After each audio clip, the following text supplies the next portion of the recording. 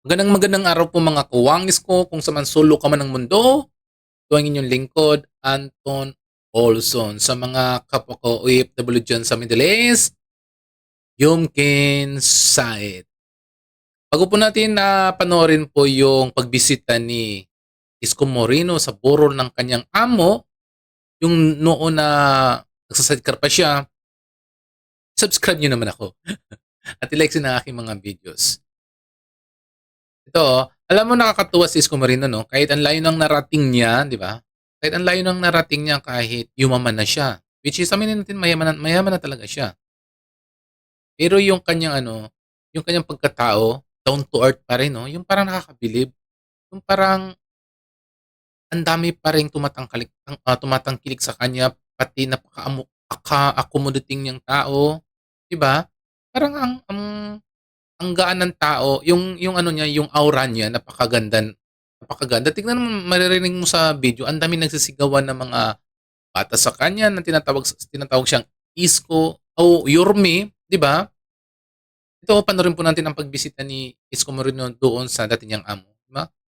Ibig sabihin hindi pa rin niya nakalimutan ng kanyang dating amo, no? Kahit ang layo-layo niya, parang napakalayo na ng kanyang narating sa sobrang ang ganda ng kanyang buhay, pero yung puso niya talaga, di pa rin nagbabago. Ito, panoorin po natin.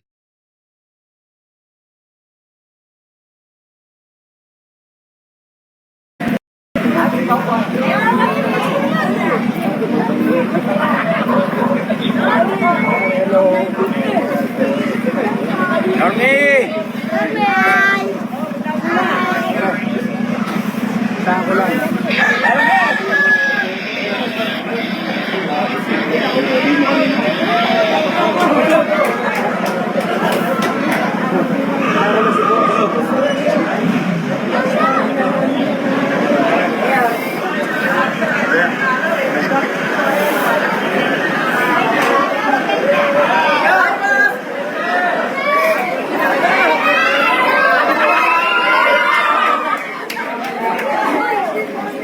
Wala mo nang mamaya naman, papasok muna siya kay tatay. Pasok muna siya, papasukin.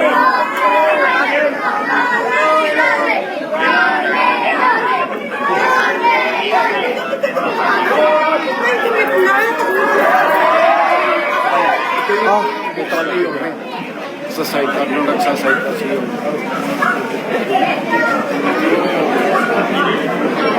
Diba? Ito, post ko sa permit. Post ko yan sa permit ng araw. Si Cesar. Yan, nakikita ka mga niya ulit ng tatay. Uy, galing.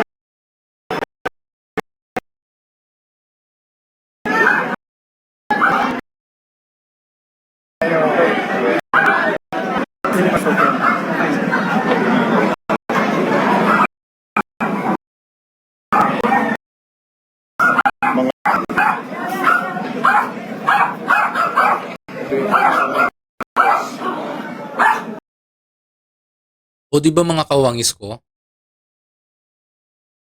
talagang pinuntahan niya pa talaga yung dati niyang amo. Yun po ang totoong serbisyo publiko. Kung iisipin mo, napakatagal pa yung eleksyon, no? Hindi mo masabi na namumuliti ka na siya, hindi.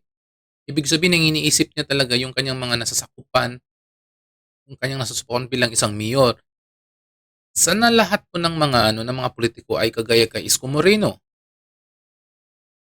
na inaatupag ang kanyang nasasakupan. Hindi yung mga politika dyan, lalong-lalo pa yung mga kongresista, ang inaatupag nila kung sino ang kanilang napapakinabangan sa gobyerno. Parang kanilang mga distrito, hindi, ang mga distrito nila parang hindi na nila yata na nabibisita, natitignan kung ano ba talaga yung problema, yung mga distrito nila. Kasi nga yung mga kongresista kasi, distrito lang sila eh. Pero hindi nila nabibigyan ng atensyon. Kasi ang atensyon nila, impeachment. Kung sino nakakapagbigay sa kanila ng suhol, andun sila. Sana, gayahin nila si Isko Moreno na talagang dinig ko bawat barangay inano niya, yung nasasakupan niya, bawat barangay pinupuntahan niya. Yan ang totoong publiko serbisyo. Diba? kung mayroon ka mang maitutulong sa mga kapwa mo o mga nasasakupan mo, which is ang tinutulong mo naman, hindi naman galing yan sa pera mo eh. Hindi yan pera, hindi yan galing sa bulsa mo. Yung mga yung mga kongresista, akala kung umasta sila, akala nila yung ginagastos nilang pera galing sa bulsa nila. Hindi. Galing yan sa pera ng gobyerno. Pinamumudmud nila. Pero ang nangyayari kasi, kinukuha nila ng credit na parang gusto nilang sabihin na yung perang pinamimigay nila ay galing sa kanila. Hindi siguro. Sana lahat mo ng mga yung mga katulad ni Isko Moreno, kay Vic Soto, sana lahat ng mga politiko, sana parehas ng ganyang style ang kanilang pamumuno. Alam mo, uunlad yung sambayan ng Pilipinas. Kakahon tayo sa kahirapan, ganda yung takbo ng ekonomiya. Kasi nga ang kanilang ang kanilang iniisip yung kapakanan ng tao, hindi yung self-interest lang nila. Kasi karamihan ngayon ng mga mapapansin mo ngayon ng mga yung mga politiko, yung sasampa sila sa politiko, tapos maririnig mo ng mga ilang taon, may mga mansyon na, may mga ilang bahay na makikita mo sa bawat mga syudad, sobrang dami na. Pero yung una pala silang sumali sa politiko, wala, pare-parehas lang man tayo. Pero sa katagalan, ang dami na nilang ang dami na nila na i-invest daw, investment. Kaya nakakapagtaka kung saan galing yung mga pera nilang ginagalaw. Dapat inuuna nila yung inuuna nila talaga yung sambayang Pilipino. Inuuna nila yung kanil kung ano man, alam mayor, siyempre nung sasakupan nilang mayor. Pagandahin nila. Ngayon ang linis-linis na ulit yung bumalik na ngayon sa maganda, kaayusan yung Maynila, di ba? Bumalik na naman, ang ganda naman ng Maynila, ang linis, lalo pa sa Divisoria. Nilinis na naman nila, di ba? Ang ganda, ang sarap naman diyan ang sarap naman magliwalyo, maglakad-lakad diyan sa Divisoria. Kahit sa Binondo, ang ganda. Noon, yung hindi pa napapalitan yung dating mayor, ang daming mga basura nagkalat sa kalsada diyan sa Maynila. Kaya hindi nga ako nag-iikot yun, hindi lang ako banda sa mga party ng Quezon City. Kasi ngayon, ang dumi. Pero ngayon yung pumunta naman si Isko Moreno, naging siya mayor, yung bumalik naman yung sigla ng Maynila, di ba? Sana lahat ng sana wish ko lang na sana lahat ng mga politiko nagayahin yung pamumuno na style ni Isko Moreno na tinitignan yung kapakanan ng kanilang nasasakupan. Hindi yung pamilya nila. Alam mo marami diyan sa Maynila na maganda yung ang kanilang pamamalakad. Yan, kaya na nabanggit ko na yung kay Vico Soto, 'di ba? Maganda pamamalakad niya doon sa kanyang nasasakupan. Maganda yung feedback na naririnig mo, 'di ba? Ang dapat ganyan.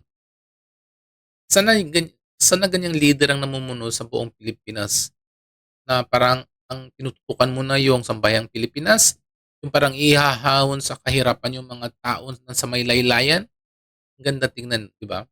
Siguro maraming mga OFW na uuwi na ng Pilipinas. Siyempre kapag magandang pamumuno, marami ang mga investors na mag-iimbis sa Pilipinas. 'Di ba mga kapwa ko OFW? So sa mga tao diyan na hindi pa na nakasubscribe sa akin, mga kapwa ko OFW, kung sa man sulok ka ng mundo, subscribe nyo naman ako. At sa ngayon, masalam, inbabay mo na sa Gracias.